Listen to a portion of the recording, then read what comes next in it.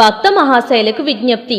మన గోదావరి జిల్లాల్లో పేరుగాంచిన ప్రసిద్ధ క్షేత్రాలలో ఒకటిగా అత్యంత మహిమాన్విత క్షేత్రంగా విరాజిల్లుతున్న అత్తిలి మండలం బుల్లి తిరుపతిగా పేరొందిన మన ఈడూరు గ్రామంలో వేంచేసియున్న శ్రీ వరాల వెంకటేశ్వర స్వామివారి ఆలయంలో డిసెంబర్ 30వ తేదీ అనగా మంగళవారం ముక్కోటి ఏకాదశి పర్వదినం సందర్భంగా స్వామివారిని అద్దాల మండప దర్శన భాగ్యం కల్పించబడుచున్నది.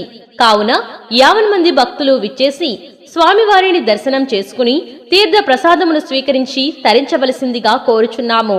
గోవింద హరి గోవింద గోకుల నందన గోవింద గోవింద గిరి గోవింద శ్రీ వెంకటేశ గోవింద.